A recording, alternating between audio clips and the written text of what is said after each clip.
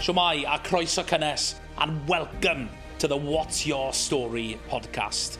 I'm James Owen, a Welsh filmmaker and storyteller, and I'm passionate about sharing stories. This podcast is all about business owners sharing their journey, and we'll be speaking with directors, entrepreneurs and creatives from all across Wales to learn from their experiences. We believe everyone has a story to tell. What's your story? Shwmai a croeso cynnes to the next episode of What's Your Story. And for myself as an ex-rugby player, I live and breathe rugby, but I love sports and appreciate all areas of sports here in Wales. And today's guest is someone who's just started their very own business, their first business, I believe, in sports, and creating a sports brand that is empowering young females, not just here in Wales, but all over. And today, a business owner, mum, and sports player, we have Sarah Martin in the studio. Diolch, thank you for coming. Thank you for having me. I really appreciate it.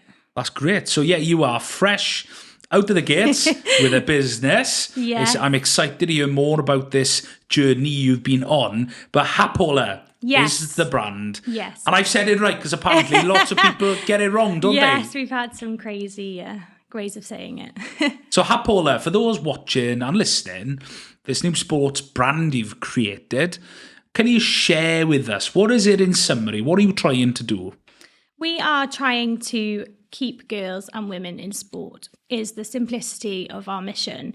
So we are very much trying to bring women's sportswear to everyone, to keep them in sport, because there's clearly a big issue as to why people are leaving.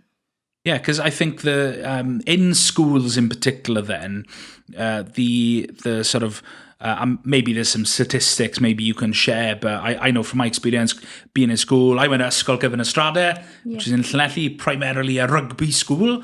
So 90% of the time our PE lessons were rugby, which is great for me. But I know that there are plenty of young women who are playing sports, all sorts of sports.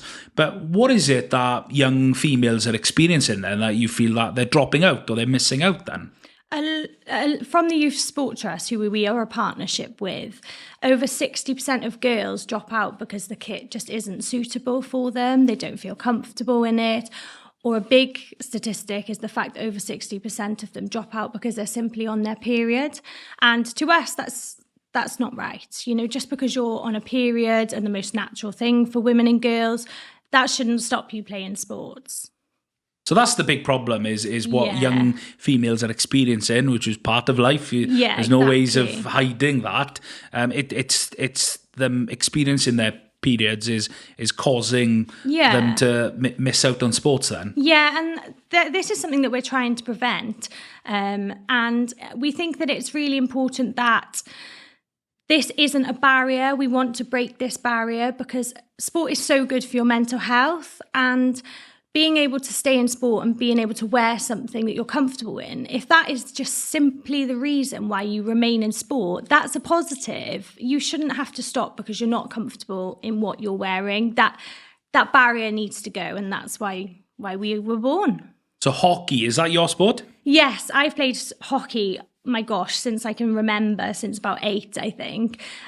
Always been the feisty one on the pitch. And you're 18 now, are you? No, yeah, thank you for that. Now actually 31. But I've now had little girls myself, and I know that I want to push them into, well, I say push them, but I would love for them. I would encourage them to play sport. So for me, if they came to me and said, I don't want to play because I don't like that kit, I would be quite upset by that, because why should that stop them? So that's why we came up with a short and skort to start with, because hockey is my number one sport. Was this an issue when you were playing in school then in particular? Did you experience this issue, or were you just maybe a bit more, you'd get on with it because you maybe had no shame? Personally, I was always a sports player. So for me, I wouldn't not play because I was on my period. If I was uncomfortable, for me, the love of the sport would take over that. I would still continue to play. And I haven't been someone who majorly struggled with my periods, with the pain and different parts to the period, like some girls and women do. However, I do know that people within my class wouldn't play because they were on the periods, or they wouldn't come into school, they forgot their PE kit or something like that. So they couldn't play that day. And that was always a shame. It was always, it's such a natural thing for a girl to go through, with especially in school, and the way that sometimes, it used to be a little bit of a thing that you could be bullied because of certain things. And the one thing you wouldn't want to do is leak on your period. And that is why when we built Hapola, we thought of how those girls feel, because we don't want people to feel like that. And we don't want that to be a reason that people don't play. So for you, someone who just the love of sport took over, which is great, because maybe that's not the message you wanna portray, to sort of really, just tell everyone about what Hapola does. So what is it for you that started the idea? Because you've gone and actually created a limited company. Yeah. What was the moment where it clicked for you and thought, we've got to do something about this? In 2023, I had my second daughter. I knew that I wanted to go back to sport. I hadn't really gone back to sport that much since having my first daughter in 2020. So it was a couple of years, but I think I only did half a season. When I did officially want to go back, I started to think about the other side of not just periods, but actually postpartum. You can leak. There's other people that are then in the menopause. That there's lots of different reasons that I then started to think about. And I thought, how am I going to protect myself from leaking on the hockey pitch? Like, what can I wear to prevent that from happening and giving me confidence? And I couldn't find anything. And I felt, I found that you could wear period pants and stuff, but I'll be honest, it's not something that I wanted to wear. I still wanted to wear what I wanted to wear, but feel confident. So I had a chat with my partner, Luke, who is the other CEO, and we came up with the fact that there was no option for period protection sportswear themselves, not just a separate garment. It was very much, there's no sportswear item with built-in period protection or leakage protection. So we found Hapola. We found what we needed to bring to the world. Okay, so you realised that there was actually a problem. You probably experienced and thought of the problem many years ago, but it didn't really impact you that great to miss out. Yeah. But then you thought, okay, now as a mum of 2 children, okay, there is an issue. What can the solution be? You tried to find one and you couldn't find one. And thought, no. Okay, well, we need to make one. Yeah, basically, which is a crazy way to look at it. No, like you say, no business background before. We just thought, let's go for it. If I'm feeling like this, there has to be other people that feel like it. So why not? Let's go for it. Let's do something different. Let's push ourselves out of our comfort zone and start a business.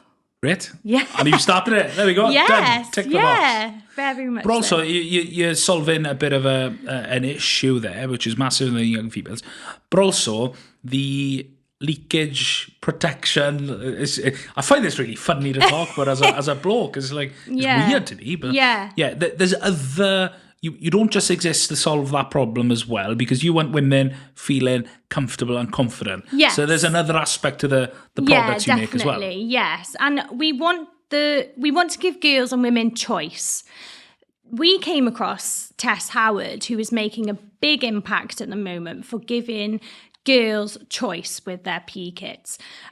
For example, obviously on the hockey pitch, you tend to wear a skort. But at the moment, Tess Howard's trying to bring in that you can either wear shorts or a skort. So you can have the choice. Whichever one makes you feel comfortable, you should be able to choose. Is that like a rule in hockey? Do you have to wear a skort? You are meant to wear a skort, yes. But a lot of people are finding that they don't want to wear that skort. They want to wear shorts. They feel better for it. They feel that sometimes the skorts can be quite restrictive, and you're not there to be restricted. You're there to play the sport. if they're not suitable to play with, why are girls wearing them? And also, we found a lot of photographs of hockey players that they can't use the photographs in the game because the skirt is so small or they're so short, and they just expose the women. And it's not a nice photograph to be able to use, So why is that happening? The kit's clearly not suitable. You want to build suitable, appropriate sportswear and sportswear that help fix an issue that young females experience, which you very do much so. Yeah, very much. You've got the product. Yes, yeah, they are now for sale. Yeah, which is very exciting. We've only been up and running a year. We have worked tirelessly to get this off the ground. Starting a business is very underrated. It's a lot of work. There's a lot of, the things that you come across that you need to do and you don't expect it. So what are some of these things you've had to do, or you've then thought, I didn't know, because for you, it's your first business. You don't know what's involved in starting a business. What are some of these things you've learned that actually it's a lot of work? Well, there are ways that you can start a business. You can go on some sites and simply buy sportswear. And, some of them look lovely. They look brilliant, but they're cheaper. But you can simply put your logo on it and you can sell a product. Well, to us, we didn't want to do that because the market that we want to go into is to have that period protection built in. So we had to then go and find a designer. We then had to help get that designer to try and find a factory for us. And when we realized how much there was to it, we were like, wow, this isn't just simply buying it off the internet and putting our logo on. But we did find a fantastic designer, Lily, and she has so much knowledge that she was able to help us with the process. So we have been very lucky to fall with Lily. If it wasn't for Lily, you'd still be designing. Yeah, very much so. We'd still be looking for factories probably because, as you can imagine, there is so many choices. But you have to go with one that you have recommended to you or someone else has used because you're giving your life to this. This is our third baby almost. So, yeah. Great. So you've got a product. Yeah. You've spent lots of time through the help of your team designing, sourcing and manufacturing the products. Yeah. Okay, so you get an order in for 10 hockey clubs. Yeah. What happens? Well, they are actually in the boat as we speak on the way from our factory. So what we would do is we do have the capability to speak to teams about other kit as well, like tracksuits and things like that. So a team can come to us by going through our website. But we are looking forward to eventually packing them up and sending them off to lots of clubs, hopefully. But we should be packing within the next 3 weeks for our first club who have come on board with Hapola, which is very exciting. By the time this will be aired, they probably would be wearing them. Oh, that's very exciting. Yes. And honestly, I can't wait to see a whole club in them, to see my dream come to life. Wow, what a moment that's going to be. I'm probably going to cry. Probably. You might well cry. Yeah. That'll be a proud moment. Having seen your first customer in the gear, in the kit. Wow. So, it was great. I think there's lots of opportunities here for you as a business. You've designed and created a product that doesn't exist. But yeah, you've got the shorts, the skirts, that's going to appeal to hockey players in particular, but the opportunities are endless. Yes, because what you've created. It's a brand. It's not just you've made some shorts. Yes, you've made some shorts, but use that passion for empowering young females to create a brand that actually, whether they there could be someone who isn't really that bothered about being on their period playing sports because they, like you said earlier, the sport took over. But you might have some girls who are like, I want to wear their stuff because it looks good. It makes me feel good. And it's got nothing to do with maybe some of the issues they experience. But yeah, what you've started and created is this brand, which is very exciting. Very, very exciting. Yes. It is. So the opportunities are endless. You could be creating kits for hockey teams, football teams, rugby teams, who knows? Yeah, and that is part of the plan. Obviously, this isn't our full-time job. So to start with, we have started with hockey as my own passion. So we've done our skort and short so that people can choose. And we obviously do hope to then progress into other sports to bring the period protection part to the sportswear of the different sports. That's our niche, that's what we're doing. We have the gusset, that we have built and designed and trialed, and we hope to add that to other sportswear so that lots of girls can be included and happy with what they're wearing. Yeah, happy wearing Hapola. Yes. What a dream. Fantastic. So yeah, where is the future for you now? Because you've gone and created the product, you've launched it, you've won a customer. Because for you, let's be honest, this is not your full-time job. Yeah. The dream is probably both of you running this full-time. Is it? Is that what you want? Our dream is to keep more girls in sport. That is the dream for Hapola. We want to get to that point that we can see these figures changing. We want girls to feel happy. We want to be the women's brand where if you need sports kit, Hapola is where you come, because you know that you're getting designated women's sportswear. You're not getting a man's kit that's just been made for you. You've got to fit into it. We want to be the women's brand that they come to because they're a woman and they know that they are protected, that they have the choice, and that they feel that their kit is inclusive. And that is the dream for Hapola. That's the dream. That's the dream. So what lessons have you learned setting up your own business? Lots of people who listen to the podcast, a lot of them are self-employed, have their own businesses. So there's a lot of entrepreneurs listening. What are some of the lessons you've learned in a short time of running a business that you've now taken on board to grow this business? I think a lot of it is your research. To us, we did spend a lot of money on different products. I won't deny that to start with, we bought items off different places to just trial to see if they were up to standard. But you're talking about competitors? Well, I guess so, yeah. But like the cheaper version, like we researched businesses to see how they worked, and some of them would just, like I say, buy something and put their label on. Whereas we were very much someone who thought, no, we want to be different than that. We want to have this period protection built in, and therefore we have to design it. So we were very much, we spent a lot of money with trialing different things. We've had lots of samples coming from factories. We've sampled the gusset. And a big thing about business is you will lose that money to start. But if you know that you've spent that money and that it's going to be a positive at the end, then it's not a loss. But there is a lot of things that you need to sample so much before you're happy with what you have.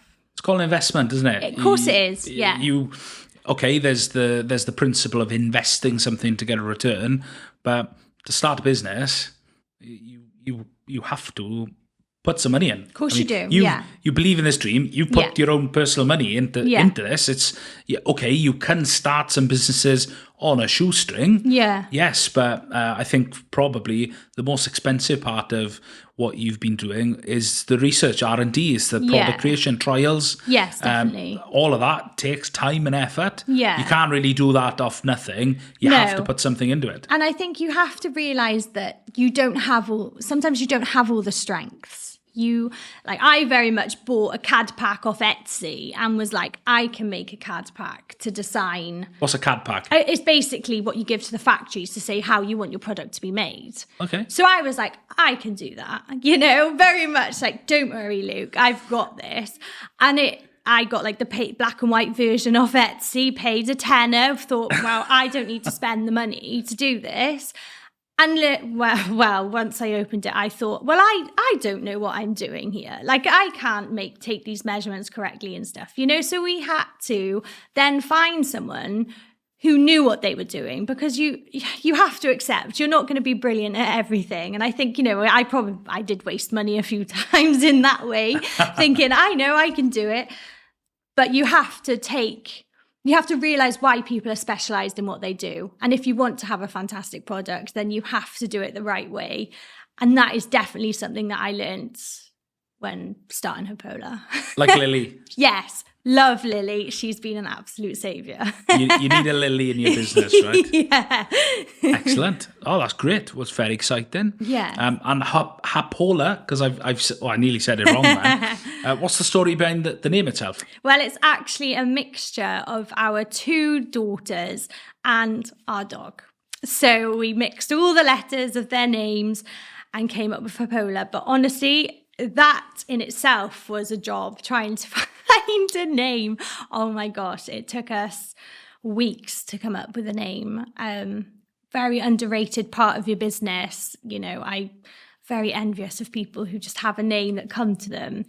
But yeah, mixing all their letters together, so it's personal. It's personal to us. Where does the Ola come from? Nala, our dog. Ah. So yeah, we've got a Hattie and a Poppy and a Nala. So all the letters together was Hapola. Hapola. Yeah. So yeah, great. Well, you've got a exciting future. You've got lots of conversations happening, and it's exciting because actually, I think on this podcast we've interviewed a couple of people who have got employed. They're employed in businesses, so we don't strictly have people who are employed working in industry, but we have had some of them on because some of them just got really good stories. Yeah. But I think you're probably, if not one of the newest type of businesses we've had. So you're quite fresh. Yes, very. And some of the people we've had today have been in business 20 plus years. Yeah. They have lots to share, which is good, but it's exciting for you. Well, wow, you've literally just started. Yeah, literally 12 months. It's been a wild ride. And obviously you have to start somewhere, don't you? And you have to get the confidence of people, and that's daunting. But I have a passion for this, and I think we're going to do okay. It's good. Sport earlier you said is great for mental health. Something I'm very passionate about. It's a shame I don't play anymore. I actually got injured last year. I dislocated my shoulder playing rugby. It was horrific. Yeah. It was really, really bad. My shoulder was out for 4 hours. Oof. And I had a 70-year-old Indian consultant trying to put it back in, which was just like, mate, what are you doing? It's just, there's no hope. It was bad. Injury is tough. I've had 3 ACL injuries. Yeah. So I know the feeling, and I know personally how hard it is to not play when you have played for so long. They were dark times when I couldn't play. I'm not afraid to say that I find when I'm on the pitch, I just feel a sense of relief. I feel like I can just breathe, and that anything that's happening anywhere else, playing that sport, my head is just in the game. And that was why it's so good for you, isn't it? Because you do just get that breath of fresh air, and sport is just so good for you. It is great, and for me, it's a challenge to be on the sideline, watching when you want to get on the field. I've been there, honestly. I know exactly how you feel. Yeah, mental health. It's something that we've all experienced, whether good or bad, especially post lockdown. So for you, it's something that gives you better mental health. For those who maybe don't play sport, what does playing sport do for you to improve your mental health? It makes me feel good about myself. I've always loved the sport. I've played at higher levels. And I think for me, it's something that I'm good at. So like the season that's just gone, I've had my 2 daughters watching over me, and I have a 5-year-old now, and she's shouting, "Mummy, Mummy, go Mummy." And when I've scored, I've looked over at her and I've seen her face, and the feeling inside of me was my purpose, do you know? And I felt like you don't walk down the street really and someone is just giving loads of positives to you, and sometimes you might not get those positives. And I love my children, but they don't stand there and say you're a fantastic mum every minute of the day. But knowing that I'm on that pitch and they're like celebrating with me for scoring, that to me is you're great. And that is a fantastic feeling. That is something that I'm proud of. That's a pretty cool moment. Scoring a goal and then, seeing your family cheer you on. Yes. And, my partner, who's also part of the business, he plays rugby and we go and support him. Who's he play for? Neyland. Neyland? Yes. Oh, okay. And we watch him most Saturdays, between either me playing or me or Luke. We sometimes both play on a Saturday, so the girls are having a heavy Saturday of sport.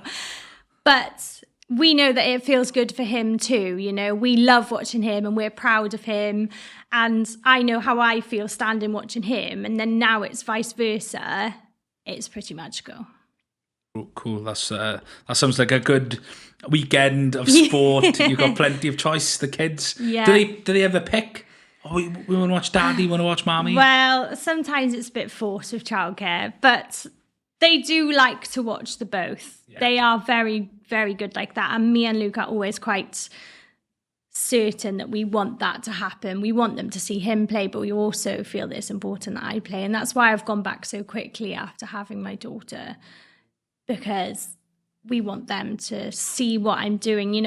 Although I'm a mum, I'm also myself as well. You have to be the different people that you are to keep yourself healthy. Yeah, great. Otherwise you go crazy. Yes, you will. I mean, I don't have kids yet, but I'm sure I'll experience that one day. Yes, definitely. Well, this podcast is all about telling stories, and we've got to hear a little bit about yours today, which is brilliant and very inspiring. And I'd love to hear, Sarah, if you could sit down with someone, whether they're in business, maybe they started a sports brand themselves, who knows. If you could have an opportunity to sit down with someone and just hear their story, who might that person be? Oh my goodness. I do love Stephen Bartlett, I listen to his podcasts a lot, and he inspires me because he doesn't just do it for himself. He's very much helping lots of businesses and he's giving back. He's done fantastic for himself, and now he's giving back to help other brands become like him, which I think is such an important trait. If Hapola eventually one day is as big as I want it to be, I want to be able to give back by maybe coaching or, being able to help in a way that keeps Hapola within sport. And he does that in a way that he helps businesses. And I have a lot of time for people like that. I think giving back is a great trait to have. Yeah, he's somebody I'd love to have on the podcast. Yeah. He's a little busy. Aim high. Aim high. We all have to aim high. I'm still waiting for Michael Sheen. Oh, okay. Somebody said Michael Sheen. They're like, oh, you got to have him on.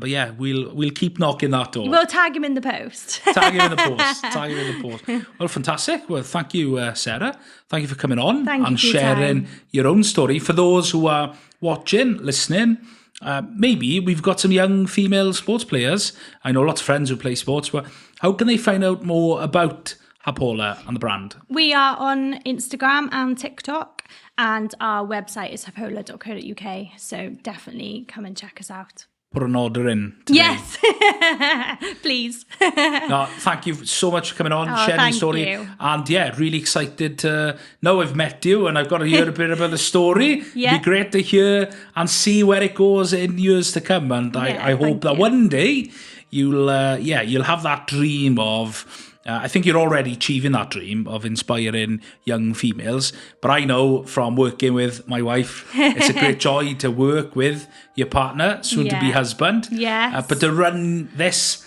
as a profitable, sustainable business that can still achieve those dreams. Yeah, that'd be the goal. Yeah. And it'd be great to see you achieve that one day soon. Thank you. I really appreciate it. Thank you.